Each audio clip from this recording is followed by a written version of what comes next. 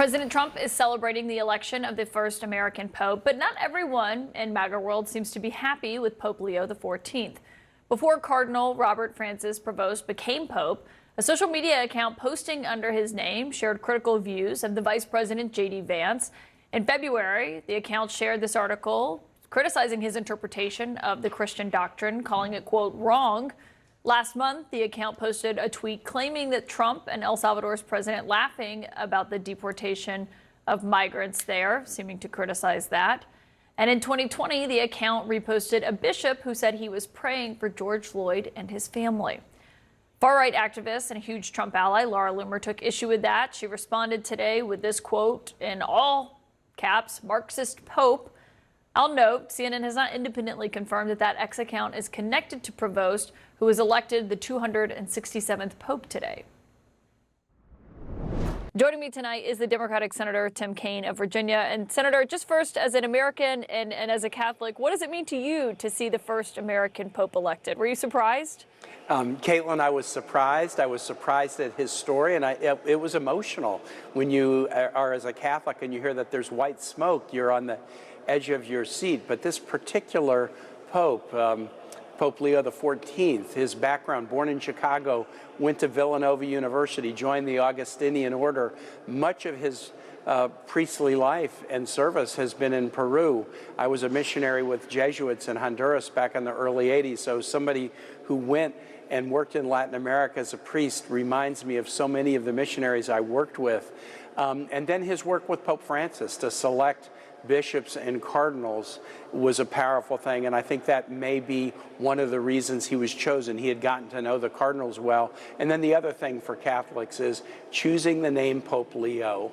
Pope Leo XIII was a very, very, well-regarded pope in the latter half of the 1800s who spoke very passionately about the rights of working people, everyday people. And so to have this first American choose Pope Leo as his name sends a very strong message about the Pope he would like to be. And I also think it's a message of continuity with the path that Pope Francis was treading. I look forward to my continuing journey as a Catholic under the leadership of Pope Leo XIV.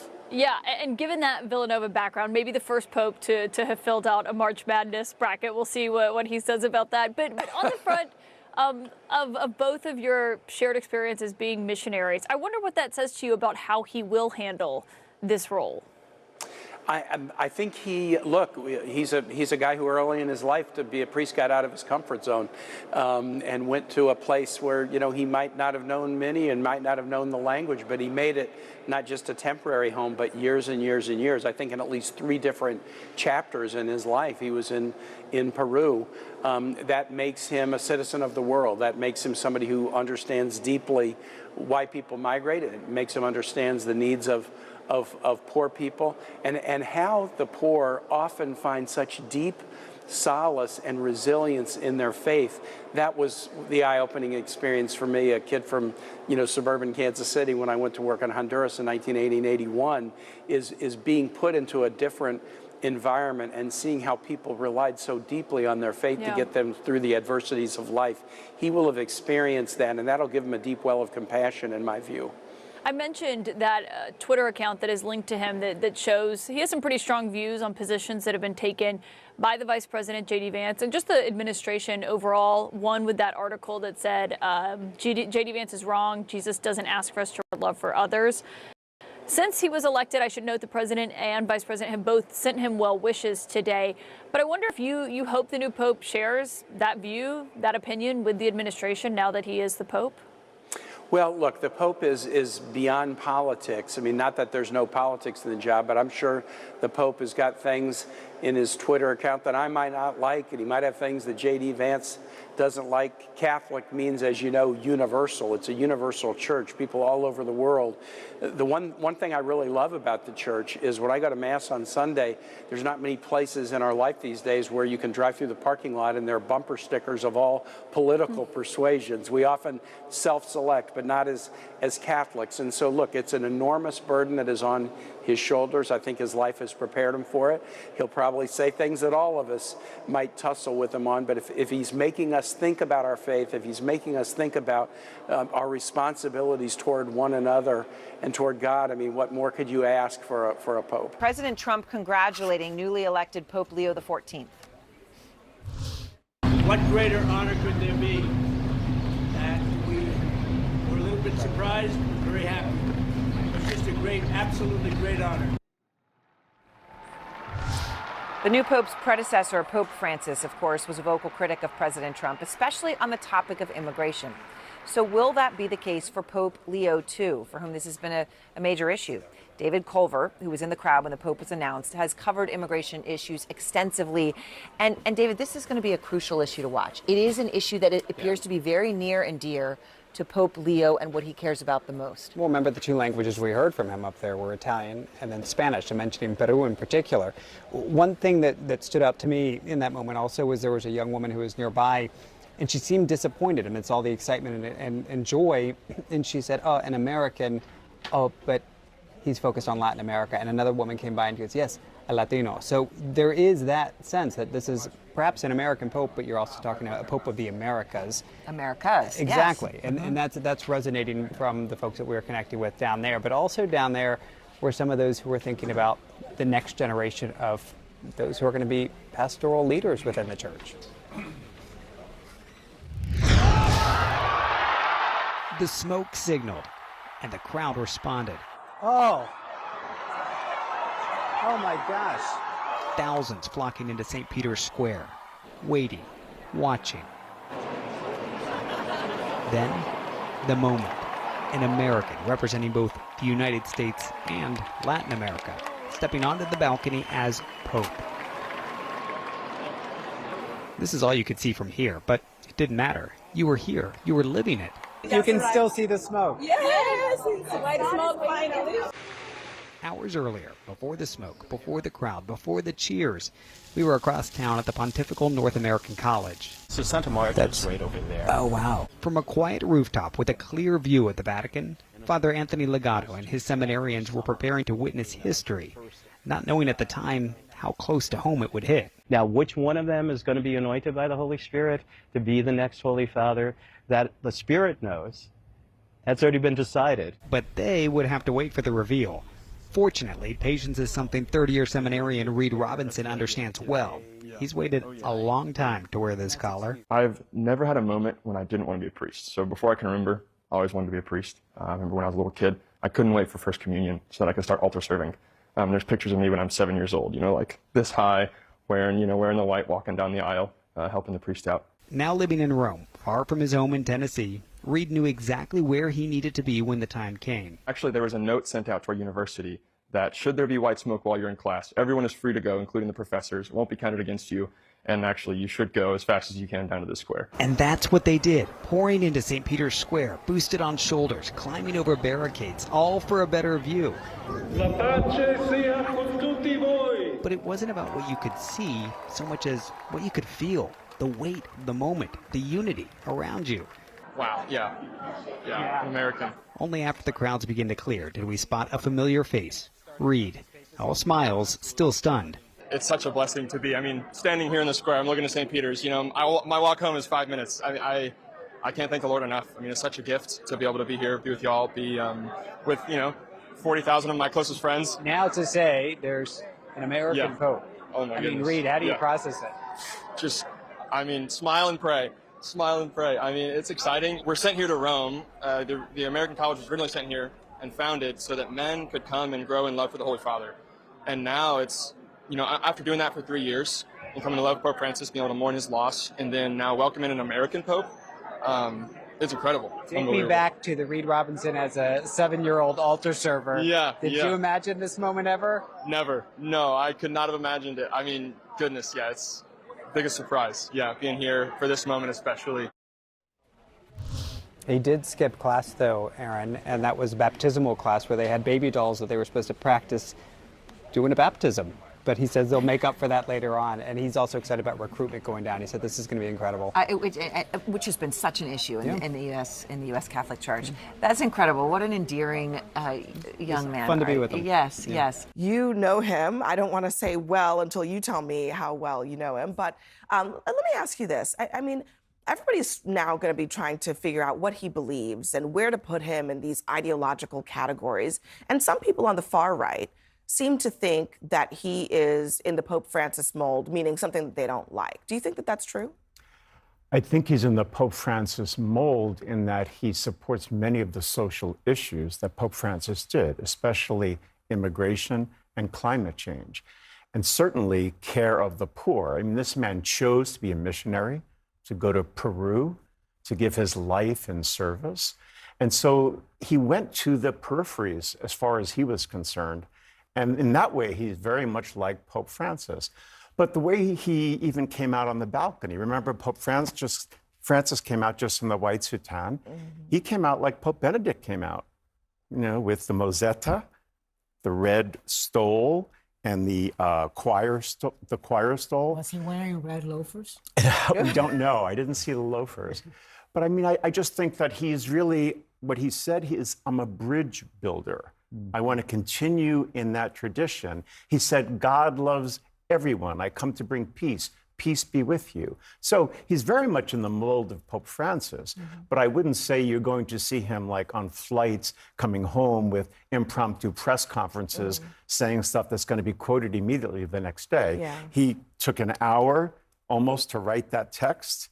He was deliberate in what he said, what he wanted to say, and so he's a very thoughtful man. But some of these social media posts that are on this account that has his name, essentially, they very specifically, I mean, the last time actually you were on the show, Father Beck, we were talking about this, J.D. Vance's vision of what the Catholic Church ought to be about. And it criticized that in the same way that Pope Francis did. And I think a lot of MAGA people see that as something of a betrayal. I just want to play, this is Jack Posobiec. He's actually at the Vatican right now covering this for some right-wing outlets. He's a very loud voice in conservative spheres. He's traveled with the defense secretary and other folks around President Trump. And here's what he had to say.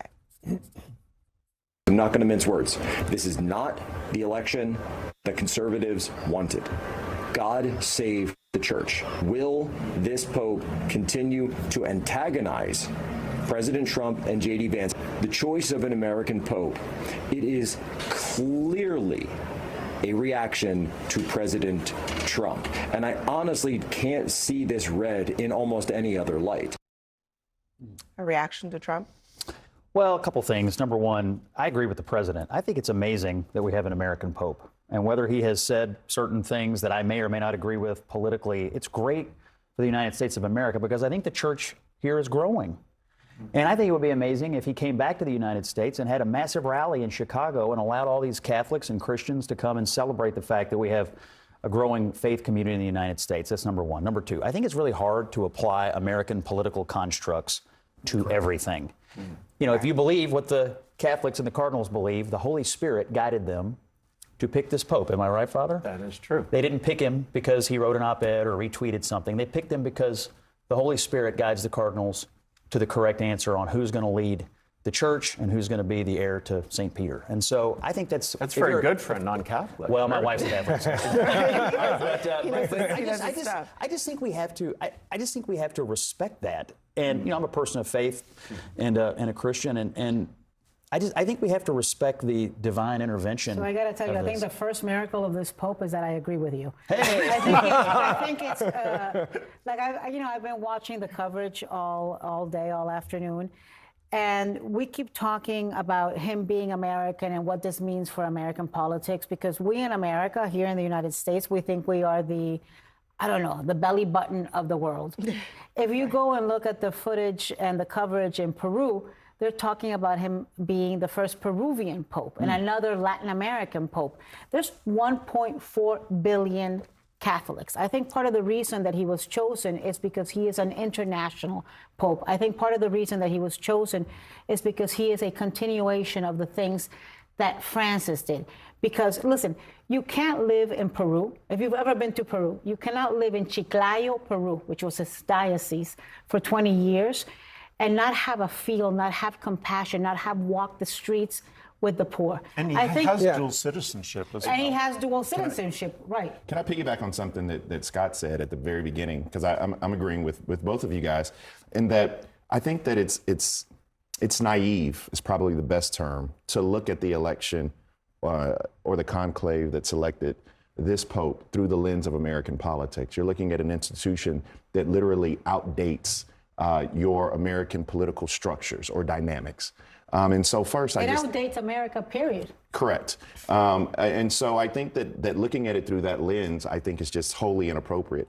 The other thing, though, is as you're talking about him being the first Peruvian Pope, one of the things that I look at is the fact that his grandparents were Creole. Right? And he took the name of Pope Leo, who in 1988 gave an amazing speech, an edict condemning slavery, becoming an abolitionist, right? And so there's so many layers to this individual, not just coming from Chicago, but who his grandparents were, or coming from the 7th Ward in New Orleans, and actually assuming another identity and going through and turning the pages of complexity. And I just think that today is a great day of that. Maybe instead of chastising him for being too woke or too liberal, and that when I see Laura Ingraham or Laura Loomer chastising him for being woke or tweet about that or too liberal, I was like, I just want to introduce you to Jesus if you think he's too liberal. Look, I think I think there's two things here. One, we'll see what type of Pope he is going to be. We'll see if he gets involved in the politics. I hope he cares more, and I think we're going to see that he cares more about having people come to faith and come to church and to get together and to love one another and to be missionaries to people. I know what's happened with religion in this country, and a lot of younger people have walked away from the church. I hope that having a Pope from the United States of America inspires people to maybe go back to church. But he has to be in politics in some way if they affect social issues. And I understand that. That's what I was going to say. I get that. But the thing is, it's his job to walk out there day one and to be political. Do you think that if he does, as the past Pope had, speak up on things that are in the politics, especially on this issue of migration that's happening globally, not just in the United States. My question is this: is it personal politics or is it the church? And I think there's a fine line there. I think that he would argue that is doctrine. That being Pope and being President of the United States are two completely different things, and we can't judge them with the same spectrum, right? I mean, what were the things that Francis did that I think endeared him to so many people? He did things like every night he called the church in Gaza and asked them how they were, what they were eating, how they were doing. It doesn't mean that he was pro-Gaza. It means that he cared about the Christians suffering in Gaza. And I think that's very much part of the church. We can't, here in America, in the United States, for some reason, we want to see everything through, are they pro-Trump or anti-Trump? Are they conservative or are they liberal? Are they woke or anti-woke? He is a worldwide leader. Which, by the way, to your point there, I think this is exactly why I think there's some people tonight that should give some credit to President Donald Trump for the way he responded. Because I think that's probably maybe a little different than what he would have said in 2016. And I think he's a guy now that kind of looks at certain moments like this and says, respectfully. But hold on, let me finish. What I'm saying is, you look at what he said, saying this is a great day. He actually took politics out of as the president of the United States of America, which most people were wanting him to get involved politically. Before he knew about the tweets. No, trust me, I'm sure he knew about him. I have no doubt he was well versed in what he had tweeted out before. That bar is extremely low. And I think by setting the bar... But can you give a little credit if you say even... So in other words, even when Donald Trump does something right, on the Pope, you're now saying, I'm still going to criticize him. No, because, this is not an issue of politics. This is an issue of things like love and empathy and truth. Then why don't show some of that towards the president when he gets it right on a nonpartisan issue of the Pope? I'm not going to simply give you credit for coming out and doing something that you're supposed to do. One of the most amazing things about this spiritual or religious journey that we're on is it's not the way we profess it. It's not the way we wear it on our sleeve. It's not whether or not you can quote James or Ecclesiastes. It's not those things. It's how you walk. and whether or not people can see God in the way that you walk. And so I still have those questions about. I think Donald Trump's a very different man since the assassination. One second. Let me just wrap this up. I was making. Hold on. I just wanted to put a button on it. States think we are the center of the universe. Who cares? I just wanted to say that. Let me Catholics in the Bakari world finish his thought. Catholics in the world are celebrating this choice, and you know, one of the things that was wonderful today was when we saw in St. Peter's Square flags from all over the world, and just this feeling of elation was this when this new pope was chosen. You know, it is something that I think is very Catholic. Any Catholic that's ever been in the presence of a pope, even if it's been with me, and believe me, I'm a skeptic and I'm flawed. I'm a very flawed human and a very flawed Catholic. But you can't help. I'm not going to confession. Forgiveness, right there. He's pulling you into that confession. Friday morning, 10:30. By like the wave of spirituality of millions of Catholics. I agree. Feeling what they're feeling. So when I tell you, can we just please stop looking at this through the spectrum of Donald Trump and the United States? This is global. This is spiritual. This goes far beyond that.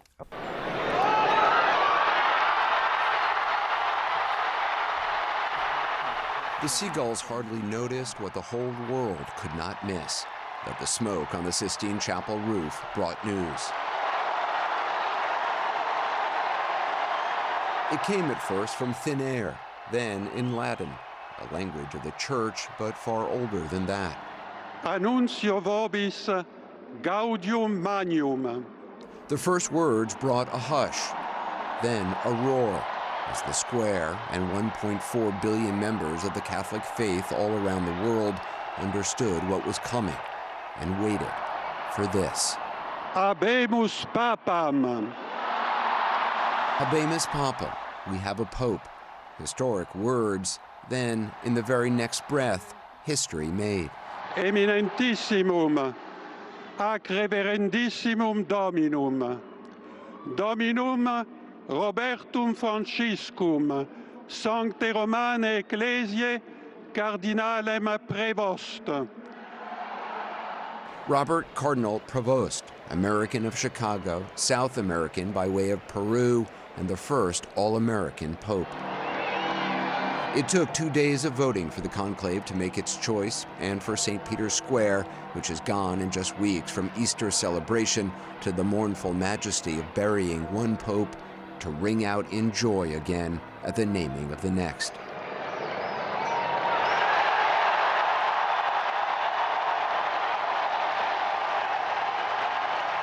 Leo XIV, his name, according to the Vatican, a nod to Leo XIII, who ushered in the Church's modern social mission and was Pope for some 25 years before he died in 1903. This Leo, our modern-day Leo, came to the balcony wearing the traditional red cape that Pope Francis refused. And though raised in the U.S. and looking out on more than a few people waving American flags, he spoke first in Italian, then in Spanish, but not English. La pace sia con tutti voi. Peace be with you all.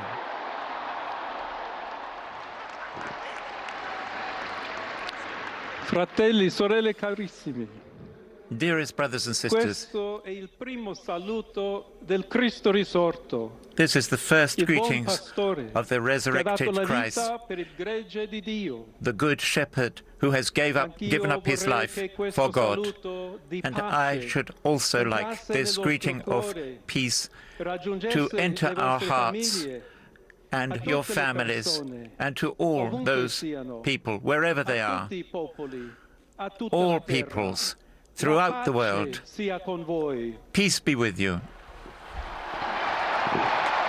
He thanked Pope Francis, who was a close ally. He pledged to lead a missionary church, a bridge-building church. Then, in Spanish, the language of both Francis and his adopted country, Peru, the new pope closed with this. And I should like to, therefore, pray together with you. Let us pray for this new mission, for the entire church and for peace in the world. And let us ask for this special grace from Mary, our God. Ave Maria.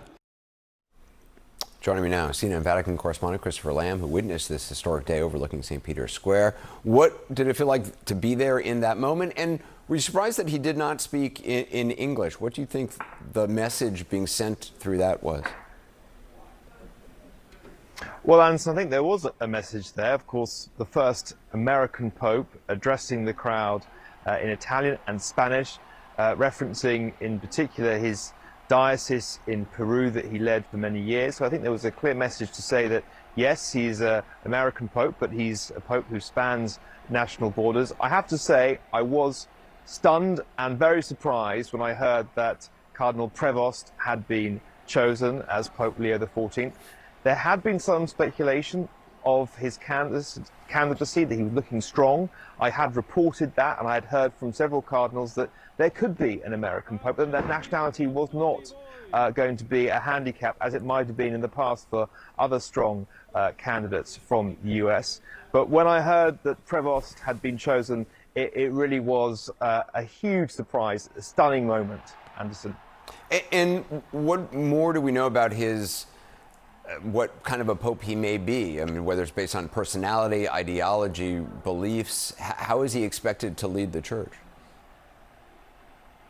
Well, I think he's going to continue in the line of Francis when it comes to church reforms. He made that clear from the speech from the balcony. I think he's going to try and be a unifier. I've met him when he was a cardinal, met him once in the Vatican, and it was clear then when I spoke to him, he's a very thoughtful person, a good listener. And I think he's renowned as a methodical and capable administrator. I think the big thing that he is going to be tasked with doing is institutionalizing the reforms that Pope Francis has started, whether it's around the role of women, whether it's in terms of a more inclusive church, where it's not just the bishops leading the church, but the people also being part of the mission of the church. I think that's going to be very important to him, but also his choice of Leo after Leo XIII. I think a nod and a sign that he wants to be a pope who speaks out for the rights of workers, for the poorest, economic injustice. Yeah. Of course, Leo XIII was the main Catholic social teaching pope. Just quickly, do you know if he's going to live in the Apostolic Palace or, like Pope Francis, live in the more modest guest house? Sort of a lot of pressure on that decision, I guess. Well, that's a big decision for him. I think tonight he's going to be in the Casa Santa Marta. We've just seen some video of him going back to his old apartments in the Vatican near the Casa Santa Marta, I think, to collect some belongings, I presume. He blessed some people and greeted them there. He's got to make a decision about that. That's very significant. But I think he'll be in the Casa Santa Marta for the time being and then make a decision later on. All right, Christopher Lamb, thanks very much.